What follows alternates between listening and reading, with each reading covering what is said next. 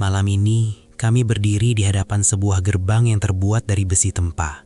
Gerbang yang telah berlumut dan berkarat. Seolah-olah waktu pun enggan menyentuhnya selama 20 tahun. Udara di sini terasa berat, dingin dan lembab. Bahkan lebih dingin dari suhu malam seharusnya. Pepohonan besar di halaman depan menaungi rumah ini dengan bayangan yang kelam. Membuatnya terlihat seperti lubang hitam yang menelan cahaya. Setiap helai daun yang jatuh, setiap desahan angin yang melewati celah-celah pagar, terasa seperti peringatan. Sebuah bisikan yang mengatakan, jangan masuk.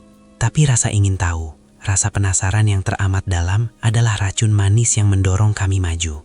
Kami tahu, rumah ini bukan sekadar bangunan tua yang kosong. 2 dekade tanpa kehadiran manusia berarti 2 dekade memberikan ruang penuh bagi entitas lain untuk mengklaimnya sebagai milik mereka. Dengarkanlah, hening di sini berbeda. Ia bukanlah hening yang damai, melainkan hening yang mengawasi. Hening yang menunggu Anda membuat kesalahan pertama. Kami harus mulai dari gerbang ini. Langkah pertama selalu yang paling sulit, karena setelah ini, tidak ada jalan untuk kembali ke kenyamanan dunia luar. Pintu gerbang berdecit panjang, menghasilkan resonansi yang memecah keheningan yang sudah lama berkuasa. Memasuki halaman, kami langsung merasakan perbedaan suhu yang drastis. Rumput tinggi, ilalang menjulang, dan akar-akar pohon besar telah merayap kemana-mana, seolah mencoba menahan kami agar tidak mendekati pintu utama. Setiap langkah kaki kami menghasilkan bunyi gemerisik yang terlalu nyaring di kesunyian ini. Seolah kami menginjak lantai kaca yang sewaktu-waktu bisa pecah.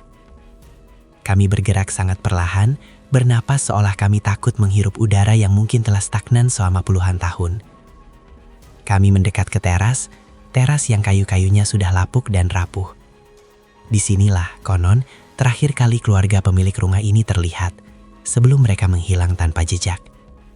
Ada energi yang tertinggal di sini. Energi kesedihan atau mungkin energi kemarahan yang membeku. Kami menyinari jendela-jendela kotor dengan senter kami. Jendela yang tebal oleh debu, buram oleh waktu. Kami mencoba melihat ke dalam. Hanya bayangan kami sendiri yang terpantul balik. Tampak asing dan sedikit terdistorsi. Tiba-tiba, senter kami menangkap sesuatu di sudut teras. Sebuah boneka tua yang duduk miring, matanya terlepas, wajahnya menghadap ke dinding. Jantung saya berdebar lebih cepat. Boneka itu tidak seharusnya ada di luar, terpapar cuaca. Siapa yang meletakkannya di sana? Dan mengapa ia menghadap dinding, seperti sedang dihukum?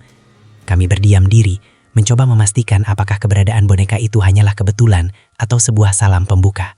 Pintu utama terbuat dari kayu jati tebal, namun ia tidak terkunci. Justru ia sedikit terbuka, menciptakan celah tipis yang hanya cukup untuk dilewati cahaya senter kami. Celah itu seolah mengundang, atau lebih tepatnya menantang. Udara yang keluar dari celah itu adalah udara yang dingin sekali, membawa aroma khas rumah tua, campuran debu, jamur, dan sesuatu yang sulit didefinisikan, sesuatu yang berbau mati.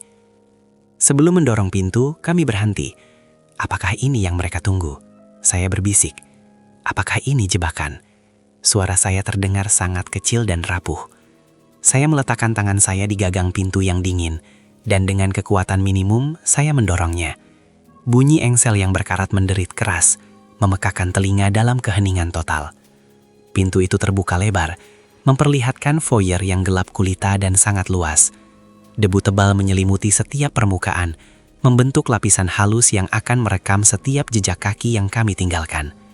Di tengah foyer itu, tergantung sebuah lampu kristal besar yang diselimuti sarang laba-laba, tergantung miring seolah-olah ia pernah jatuh. Kami melangkah masuk. 1 langkah, dan jejak kami tercipta. Jejak ini tidak bisa dihapus. Kami sekarang resmi berada di wilayah mereka, dan kami tidak tahu apakah kami tamu yang diterima atau mangsa yang sedang diburu. Senter kami bergerak cepat, mencoba mengidentifikasi setiap bayangan yang mungkin bergerak. Tidak ada suara, kecuali detak jantung kami yang semakin brutal. Kami menemukan diri kami di lorong utama rumah ini. Lorong ini terasa seperti urat nadi yang membawa kami semakin jauh ke jantung kegelapan. Dinding-dinding dihiasi dengan wallpaper bermotif usang yang mengelupas di beberapa tempat, menunjukkan noda-noda kehitaman di bawahnya. Aroma apak semakin kuat di sini. Kami melewati beberapa pintu tertutup yang berjejer rapi. Setiap pintu terasa memiliki ceritanya sendiri, rahasianya sendiri yang terkunci rapat di baliknya.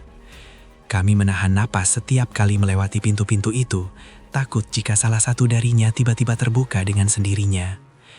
Di ujung lorong ada bayangan yang sangat pekat, seolah cahaya senter kami tidak mampu menembusnya. Kami memperlambat tempo, setiap gerakan menjadi sangat diperhitungkan. Dan kemudian kami mendengarnya. Bukan suara keras, bukan jeritan, melainkan suara yang sangat halus, hampir seperti suara gesekan kain walkie lantai kayu. Sret. Bunyi itu datang dari balik salah satu pintu di sebelah kiri kami. Kami membeku. Kami mematikan senter sejenak, berharap dalam kegelapan total, apapun yang ada di sana akan mengira kami telah pergi. Namun, hening ini jauh lebih menakutkan daripada suara. Setelah beberapa detik yang terasa seperti jam, suara gesekan itu muncul lagi, kali ini sedikit lebih dekat, seolah-olah sesuatu merangkak perlahan di bawah celah pintu. Kami menyalakan senter. Tidak ada yang berubah di pintu itu, tapi kami tahu, kami sudah dideteksi. Kami tidak sendirian. Kami memutuskan untuk mengabaikan pintu itu dan bergerak ke ruang keluarga yang terletak di sisi kanan foyer. Ruangan ini terasa seperti museum waktu yang beku. Sofa beludru tua yang sudah kempes dan berdebu, meja kayu pahat yang diselimuti lapisan debu setebal 1 cm, dan sebuah perapian besar yang penuh jelaga dingin.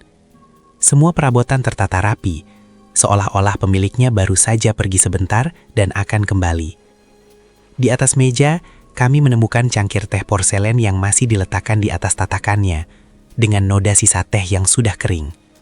Detail inilah yang paling mengganggu. Kecepatan waktu yang terhenti secara tiba-tiba. Mengapa semua ditinggalkan dalam keadaan siap pakai? Saya mendekati rak buku yang tingginya mencapai langit-langit. Di sana, tertata rapi koleksi buku-buku kuno. Saya menyentuh salah satu buku. Ketika saya menarik tangan, saya melihat ada pola sidik jari yang jelas pada debu tebal di sampulnya. Tapi itu bukan sidik jari saya. Sidik jari itu basah. Seolah-olah seseorang baru saja memegang buku itu beberapa saat yang lalu, bahkan mungkin setelah kami masuk. Kami saling pandang, mencoba membaca ketakutan di wajah masing-masing. Siapa yang menyentuh buku ini? Kami berbisik. Kemudian, kami mendengar bunyi yang lebih jelas dan berbeda dari suara gesekan tadi. Itu adalah bunyi kayu yang berderit, bukan di bawah kaki kami, tapi di atas kepala kami. Lantai 2. Sesuatu atau seseorang baru saja melangkah di lantai atas, persis di atas tempat kami berdiri. Itu bukan kebetulan, itu adalah provokasi yang disengaja. Mengetahui bahwa ada aktivitas di lantai atas, kami tidak punya pilihan selain menaiki tangga. Tangga kayu tua itu menjulang tinggi, dan setiap anak tangga tampak seperti jurang yang harus kami seberangi. Bau apak dan dingin menjadi semakin pekat seiring kami mendaki. Saya mengarahkan senter ke atas dan bayangan-bayangan di setiap sudut tampak memanjang dan menari-nari, seolah mengejek niat kami. Ketika kami menginjak anak tangga pertama, bunyi derit yang dihasilkannya sangat keras, seolah tangga itu sendiri sedang memprotes beban kami. Kami bergerak dengan sangat hati-hati, mencoba mengurangi kebisingan, tetapi setiap usaha kami sia-sia. Setiap langkah adalah pengumuman bahwa kami sedang naik. Di tengah-tengah perjalanan naik, kami berhenti sebentar untuk mendengarkan. Keheningan kembali terjadi, tetapi kali ini lebih mencekam. Itu adalah keheningan memegang napas. Kemudian kami mendengar bisikan. Itu bukan kata-kata yang jelas, melainkan desahan udara yang diucapkan dalam nada yang sangat rendah, sangat dekat dengan mikrofon kami. Bunyi itu berasal dari puncak tangga, dari kegelapan yang menanti kami di lantai 2. Bisikan itu terdengar seperti nama seseorang, tetapi terdistorsi, nyaris tidak terdengar. Rasanya seperti ada seseorang yang menunggu di sana, bersandar di pagar tangga, melihat kami naik perlahan, langkah demi langkah. Kami harus segera mencapai lantai atas, karena bertahan di tengah tangga ini adalah posisi yang paling rentan. Ketakutan itu nyata, rasanya seperti mendaki menuju nasib yang sudah ditentukan. Lantai 2 terasa jauh lebih pribadi, lebih dingin, dan energinya jauh lebih menekan. Kami berada di lorong sempit yang menuju ke kamar-kamar tidur. Kami bergerak ke kamar utama. Pintu kamar ini sedikit terbuka, sama seperti pintu masuk di bawah. Di dalamnya, kami menemukan kamar yang luas, dengan tempat tidur berkanopi yang besar, tirainya robek dan melambai-lambai sedikit. meskipun tidak ada angin yang jelas. Di sudut ruangan ada kursi goyang tua, dan inilah yang membuat darah kami membeku.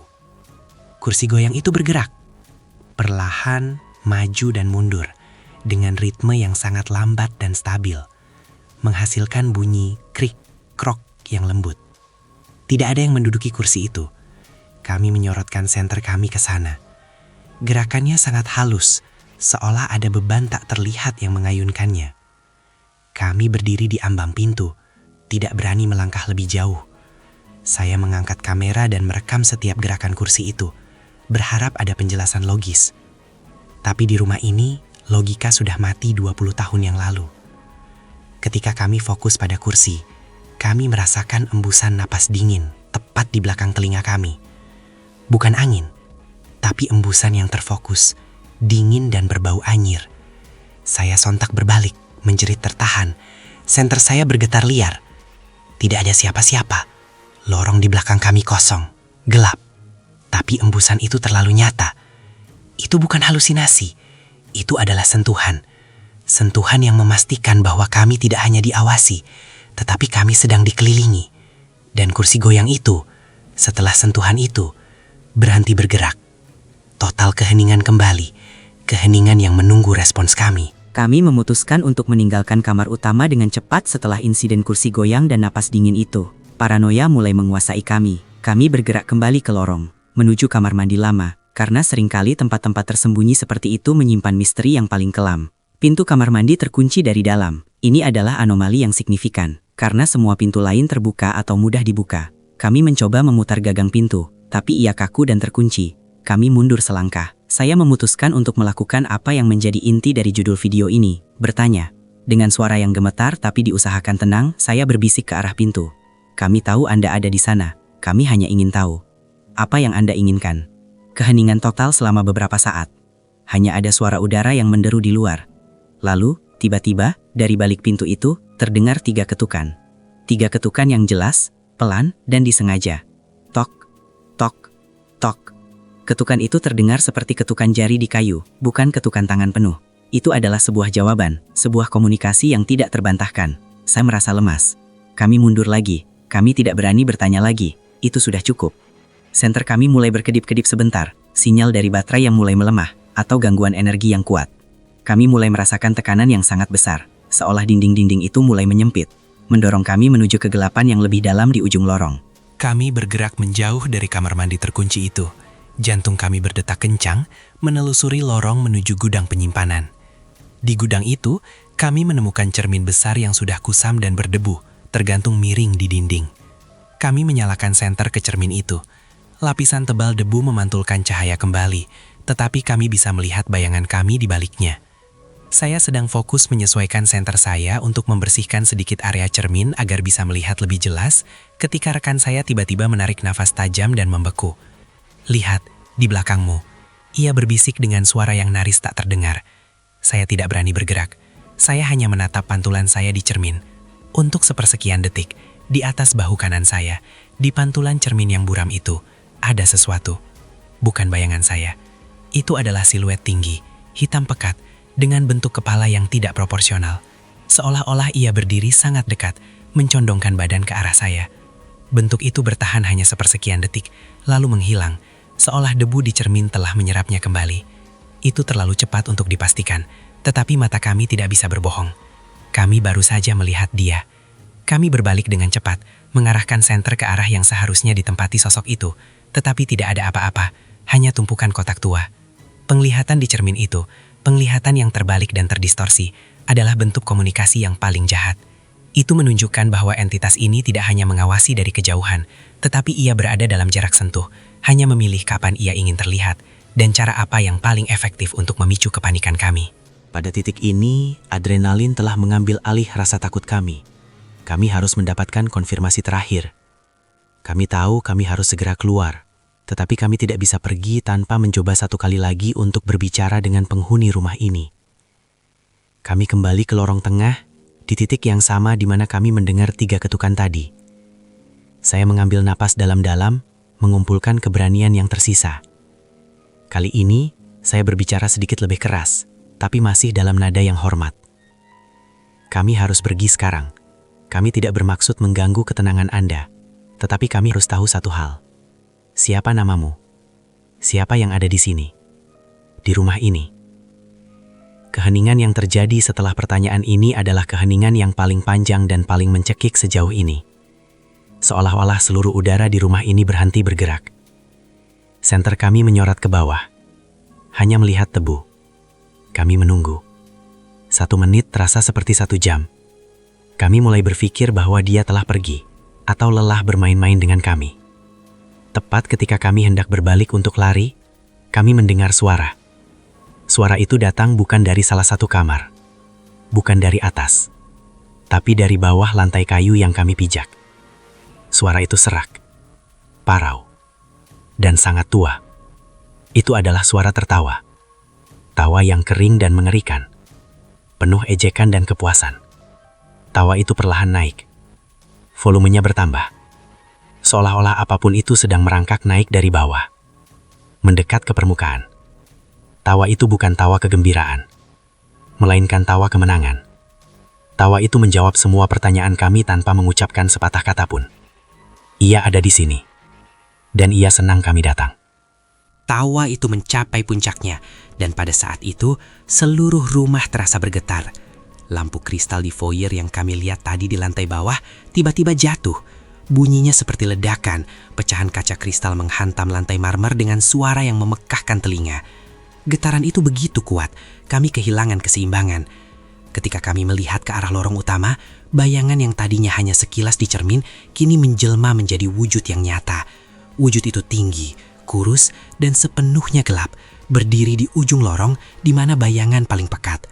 Matanya hanya 2 lubang putih yang menyala di kegelapan. Tidak ada detil lain, hanya kegelapan yang bergerak, kegelapan yang marah. Ia bergerak, tidak berjalan, tapi meluncur, melayang dengan kecepatan yang luar biasa, langsung menuju ke arah kami. Kami tidak perlu berpikir, kami hanya bereaksi. Ini adalah momen melarikan diri atau mati. Kami berbalik, menjerit, dan mulai berlari menuruni tangga. Kami tidak peduli lagi dengan suara berderi tangga, kami hanya ingin keluar. Ketika kami mencapai anak tangga terakhir, kami mendengar derap langkah yang sangat berat mengikuti kami dari atas. Bukan lagi tawa, tapi bunyi langkah kaki yang marah dan tergesa-gesa. Ini adalah serangan. Kami telah melewati batas yang tidak seharusnya. Kami berlari menyeberangi foyer, melompati pecahan kristal yang geserakan, menuju pintu depan yang terbuka sedikit. "Keluar, sekarang!" teriak saya. Rasanya seperti kami berlari melintasi jarak yang tidak pernah berakhir, padahal itu hanya beberapa meter. Kami berhasil melewati pintu, berlari melintasi teras, dan terjun ke halaman depan yang diselimuti ilalang. Kami tidak berhenti sampai kami melewati gerbang besi yang berkarat itu lagi. Kami tidak berani menoleh ke belakang, tetapi kami bisa merasakan tatapan dingin dari rumah itu menghujam punggung kami. Ketika kami akhirnya berhenti di jalan, terengah-engah dan berkeringat dingin, kami menoleh. Rumah itu kini gelap total. Jendela-jendela yang tadinya kami sinari kini kembali menjadi lubang hitam yang pasif. Seolah-olah tidak ada yang pernah terjadi di dalamnya. Tetapi kami tahu apa yang terjadi. Kami tahu apa yang menjawab panggilan kami setelah 20 tahun. Dia tidak hanya menjawab, dia menunjukkan dirinya. Kami meninggalkan tempat itu secepat mungkin, membawa serta pengalaman ini, ketakutan ini, dan bukti rekaman yang tidak dapat disangkal. Ada hal-hal di dunia ini yang lebih baik dibiarkan sendiri, dibiarkan dalam kegelapan mereka, dan rumah ini adalah salah satunya. Pesan ini, kisah ini, adalah peringatan. Jika Anda menemukan rumah tua yang hening, yang ditinggalkan, jangan pernah berpikir ia kosong. Selalu ada seseorang atau sesuatu yang menunggu kesempatan untuk menjawab. Terima kasih sudah menemani kami dalam penelusuran yang mengerikan ini. Kisah ini berakhir di sini, tetapi mimpi buruknya baru saja dimulai. Jangan lupa like dan subscribe untuk update seru lainnya, karena kami akan terus mencari kisah-kisah di balik gerbang-gerbang yang tertutup. Sampai jumpa di kisah mencekam berikutnya.